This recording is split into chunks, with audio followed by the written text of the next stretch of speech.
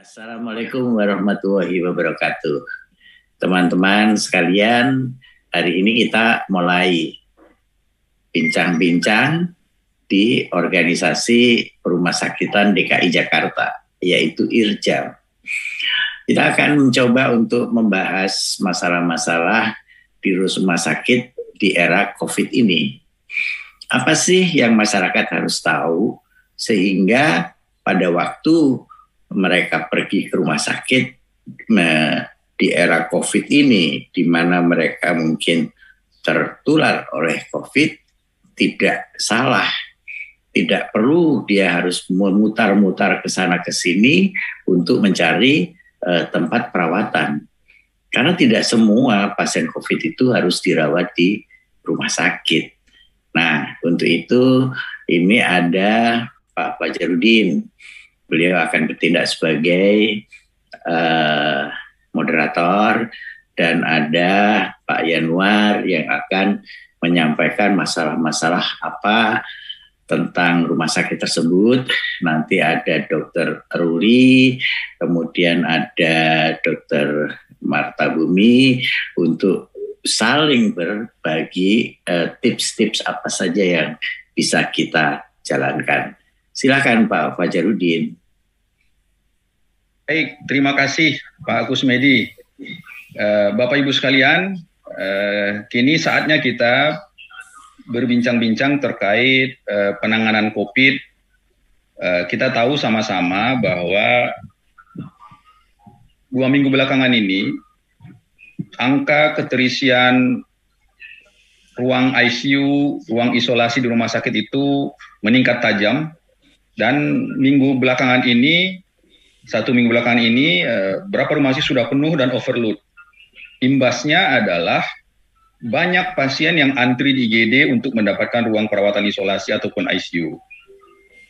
Apabila kejadian ini tidak ditangani dengan segera dan tidak dicarikan jalan keluar yang tepat, bisa jadi ini akan menimbulkan masalah baru di luar masalah COVID-nya sendiri. Bisa jadi nanti IGD rumah sakit adalah klaster penularan justru.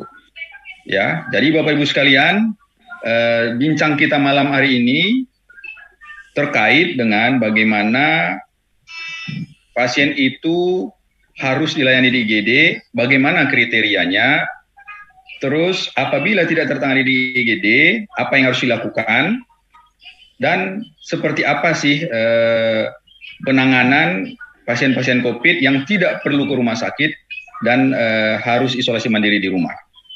Mungkin itu topik yang harus kita diskusikan dan bincangkan saat ini. Untuk itu telah hadir beberapa nanti akan menyampaikan pendapatnya ataupun para ahli akan berikan masukan seperti Dr. Yanuar, Jack, kemudian Dr. Ruli, ya, kemudian mungkin nanti Pak Kusmedi juga bisa ikut berdiskusi, dan juga beberapa yang lain, para pengurus Ikatan Rumah Sakit Jakarta Metropolitan atau Persi DKI Jakarta. Baik, mungkin kita masuk ke topik yang pertama. Kita tahu tadi saya sampaikan bahwa COVID ini telah merusak sistem pelayanan kesehatan, ya. Sudah memporak-porandakan sistem rujukan yang selama ini bisa berjalan dengan baik. Dengan COVID ini sistem rujukan betul-betul sudah kolaps. Nah, untuk itu seperti apa sih sebenarnya alur pasien COVID ini datang ke rumah sakit, datang ke IGD-nya rumah sakit? Silakan Dr. Yanuar. Baik, Pak Fajar, teman-teman pengurus IRSAM, mungkin saya sekedar tambahkan dulu permasalahan yang ada di dalam rumah sakit, utamanya di IGD. Mungkin kondisi saat ini memang masyarakat agak panik ya terhadap pelayanan di mana-mana, angka kesakitan yang terus meningkat sehingga pasien itu membutuhkan pelayanan yang tepat. Banyak juga pasien yang datang akibat mereka tracing secara pasif, mereka menemukan dirinya positif COVID karena mungkin mereka tahu atau di sana keluarganya ada yang positif, jadi mereka tracing secara pasif. Dan dengan hasil yang positif, pasien sendiri juga merasa khawatir dan langsung juga ke rumah sakit. Nah mungkin alur ke rumah sakit ini yang perlu kita tata Pak. Sehingga ada pasiennya itu yang harus untuk masuk UGD atau ada pasien yang harus masuk melalui poli-COVID. Nah sementara ada beberapa rumah sakit belum ada tempat fasilitas penyediaan konsultasi poli-COVID sehingga semua masyarakat itu berbondong-bondong ke IGD. Alhasil IGD terlihatnya sepertinya menumpuk, di mana penumpukan itu terdiri dari beberapa macam derajat keparahan pasien, baik yang pasien yang cuma hanya tracing positif tanpa keluhan maupun pasien yang konotasinya derajat berat sama-sama ngantri di UGD. Nah itu mungkin yang perlu kita benahi supaya pasien-pasien sendiri tahu di mana yang dia harus datangin, di mana yang dia tidak perlu ikut menumpuk di dalam UGD. Mudah-mudahan IGD-nya bisa lebih memfokuskan pasien-pasien yang benar-benar merawat pasien gawat, pasien darurat. Pasien gawat dan darurat. Jangan pasien tidak gawat, tidak darurat juga ikut masuk di dalam UGD. Mungkin itu yang saya ingin titik beratkan permasalahan di UGD pada saat ini Pak Fajar. Mungkin Pak Ruli yang pengalaman di dalam rumah sakit yang bisa handling permasalahan mungkin ada tambahan. Kalau saya sih sepertinya begitu. Jadi pasien masuk yang betul-betul pasien gawat, pasien darurat, pasien gawat tidak darurat, atau pasien tidak gawat tidak darurat. Jadi jangan semua pasien bertumpuk di dalam UGD akibat pelayanan yang tidak jelas sehingga pasien tidak tahu berbondong-bondong masuk UGD. Begitu Pak Fajar. Baik, silakan Dr. Ruli, mungkin bisa ditambahkan Dr. Ruli. Ya, saya ingin menyampaikan dulu masalah berbagai masalah pasien yang datang ke IGD. Jadi yang pertama itu kekhawatiran pasien yang terlalu berlebihan sehingga dia ingin segera cepat berobat ke rumah sakit. Itu yang pertama. Itu karena keterbatasan pengetahuan masyarakat tentang COVID. Nah ini sekaranglah kita ingin menyampaikan kepada masyarakat bahwa apa sih sebenarnya pelayanan COVID di rumah sakit IGD. Kemudian juga kadangkala pasien datang ke rumah sakit IGD karena penumpukan di FKTP. Tidak bisa terlayani, datanglah ke IGD. Kemudian juga ada ketidakpercayaan terhadap FKTP, dia tidak yakin bisa dilayani di FKTP. Nah yang terakhir mungkin jarang tapi penyebab yang paling ini juga sih ada hubungan erat dengan rumah sakit. Jadi titipan-titipan itu kan ini juga bikin menumpuk di IGD. Itu sementara itu. Nah, barangkali itu tambahannya bahwa di IGD itu kasus-kasus di IGD itu seperti itu. Saya tambahkan juga Pak Ruli, boleh saya tambahkan juga. Ada juga pasien yang masuk UGD karena mereka ingin berebut tempat. Kadang merasa nanti kalau seandainya dia sesak, nanti dia ada keluhan gejala sedang ataupun berat yang harus masuk rumah sakit, mungkin jadi tempat gak ada. Jadi mereka itu masalah gejala ringan saja mereka udah cepet-cepet ke rumah sakit karena dianggap nanti terlambat gak kebagian tempat. Itu ada sebagian masyarakat masih menganggap hal itu akan terjadi di lapangan. Padahal kita tahu bersama bahwa pasien tanpa gejala maupun pasien gejala ringan kan itu kan sebenarnya tidak perlu dirawat. Ada kekhawatiran pasien-pasien sendiri bahwa mereka sendiri yang minta dirawat karena akibat takutnya sewaktu-waktu terjadi perburukan. Nah ini yang stigma-stigma inilah harus kita jelaskan kepada pasien, pada teman-teman kita di lapangan, kepada saudara-saudara kita yang terkena COVID itu, sebenarnya tidak perlu semua harus berbondong-bondong ke rumah sakit. Masing-masing semua punya jalur-jalur bagaimana tentang kondisi pasien, bagaimana tentang keadaan pasien, itu masing-masing semua ada pantauan dari petugas kesehatan, baik dari pemerintah maupun daripada organisasi profesi. Mungkin itu yang perlu kita tegaskan supaya pasien tidak asal masuk ke rumah sakit aja, malah sebenarnya tidak ada keluhan, tapi karena mereka dengar kepengen mau dapat obat, langsung antri di UGD, akhirnya pasien buruk. Saya setuju, tadi Pak Fazal katakan bahwa sistem rujukan di emergensi di IGD itu sudah ibaratnya sudah lumpuh, sudah tidak berfungsi sistem rujukan pasien-pasien yang dari FKTP ke rumah sakit. Itu akibat mungkin dari macam-macam pendapat pasien, macam-macam opini pasien itu belum jelas. Nah, mungkin tugas kita teman-teman ini yang harus kita memberikan pencerahan kepada pasien-pasien, kepada saudara-saudara kita yang terkena COVID itu, apa yang harus mereka kerjakan apabila mereka terdekat COVID. Mungkin dari Pak Kusmedi atau Pak Ruli bisa menjelaskan supaya teman-teman saudara kita yang di lapangan ini, saudara-saudara kita yang terkena COVID itu, biar mereka tidak galau, tidak cemas gitu loh. Harus tengah malam pun mereka langsung lari ke UGD, segitu hasil PCR keluar, tanpa menunggu besok pagi pun mereka langsung antri di UGD. Itu yang di lapangan yang kita sering dapatkan. Begitu Pak Fajar. Ya, baik. Artinya kalau sebenarnya pasien itu yang pertama tenang, begitu misalnya confirm positif, pasiennya tenang dulu mestinya kan, tidak langsung cemas, tidak langsung was-was gitu, sehingga bisa berpikir atau bertindak, tidak harus buru-buru ke IGD, ya kan? Karena dari penjelasan Dr. Anwar dan Pak Ruli tadi, mungkin banyak pasien itu akhirnya karena ngantri di IGD kelamaan sehingga dropnya itu, melemahnya kondisi itu karena mengantri di IGD-nya. Sebenarnya kalau tenang di rumah, ya konsultasi dengan dokter, konsultasi dengan paskes tingkat 1 misalnya, itu mungkin tidak akan terjadi kejadian-kejadian melemahnya pasien atau bahkan banyak sampai tidak tertolong di IGD karena antri. Bagaimana kira-kira Pak Kus terkait hal itu? Baik, jadi ini memang sebuah pembelajaran yang bagus sekali ya.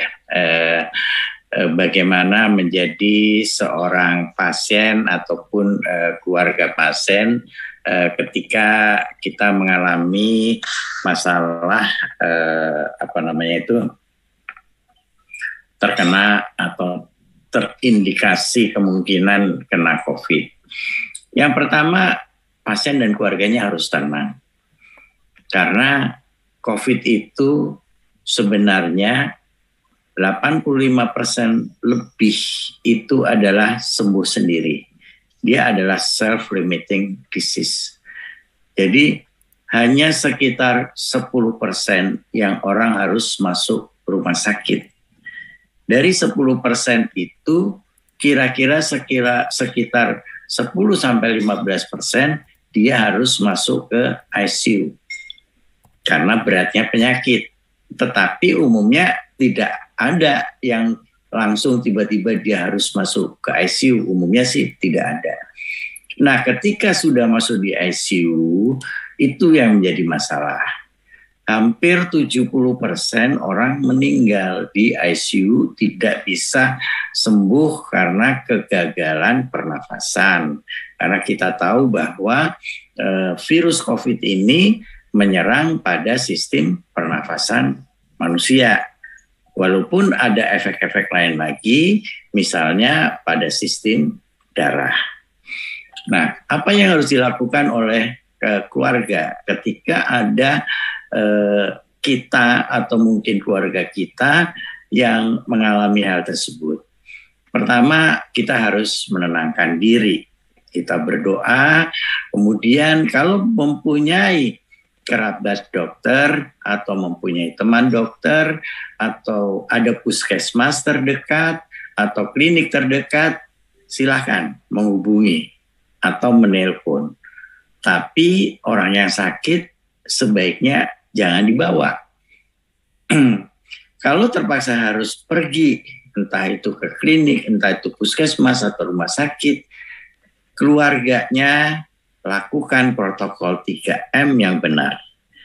Pakai masker yang benar, pakai penutup badan yang sesuai dengan mencegah untuk terjadinya penularan kepada diri kita. Misalnya saja masker harus 2 lapis, kemudian bawa hand sanitizer, karena kemana-mana mungkin Anda tidak menemukan tempat cuci tangan, pakailah hand sanitizer.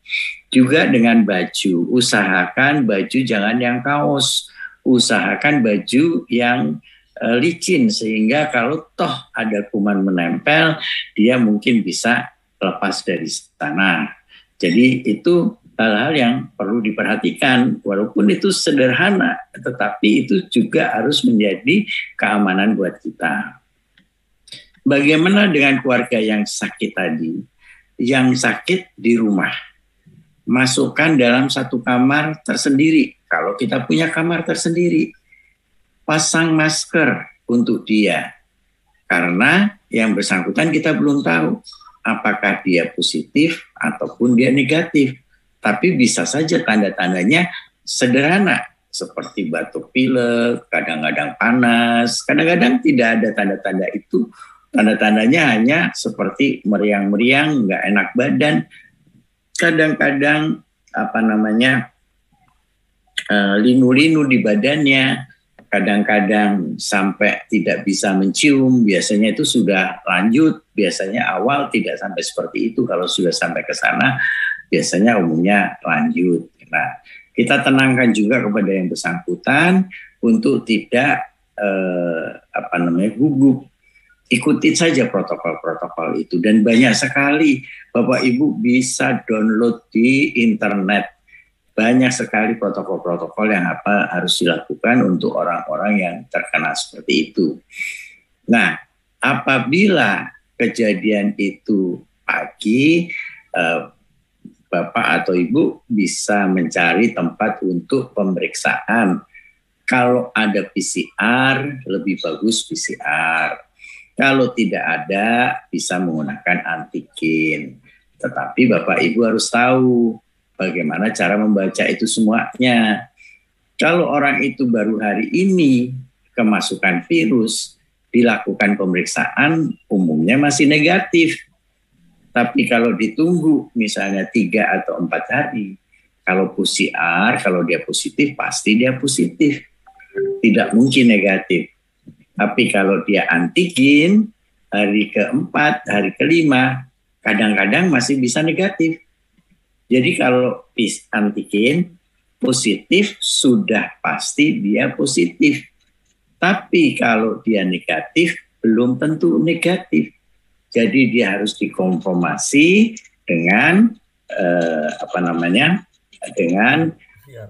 pemeriksaan PCR bahwa dia memang betul-betul negatif.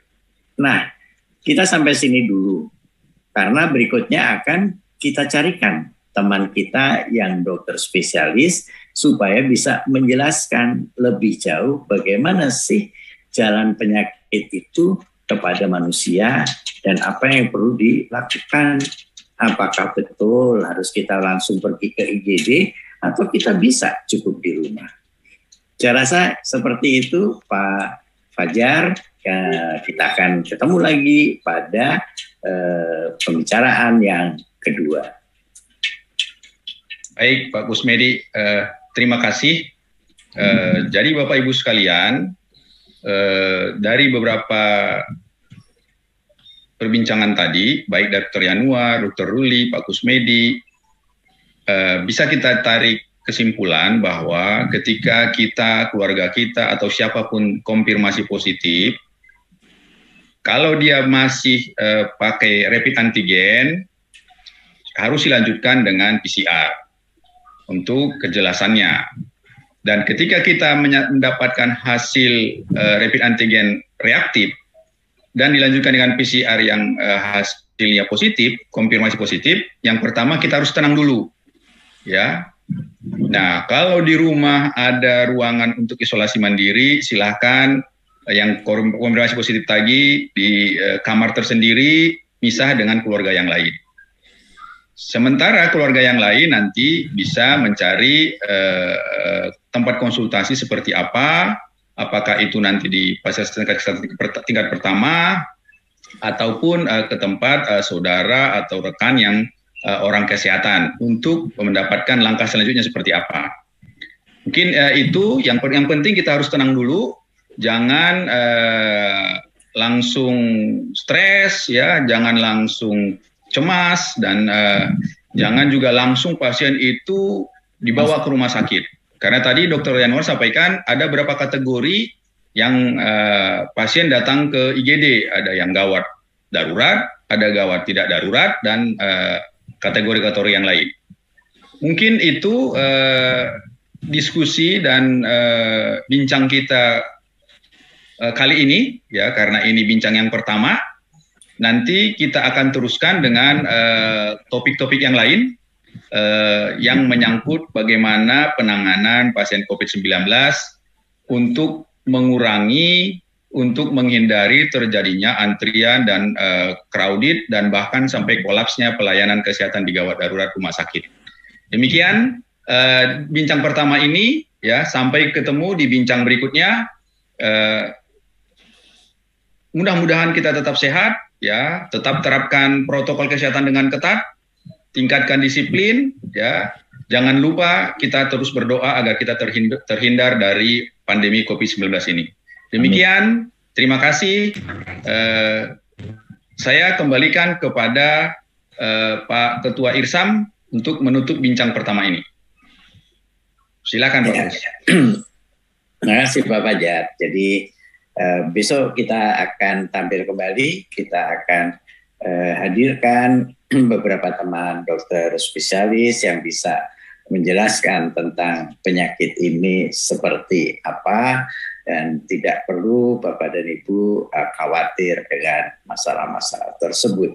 Terima kasih. Assalamualaikum warahmatullahi wabarakatuh. Waalaikumsalam warahmatullahi wabarakatuh. Salam sehat.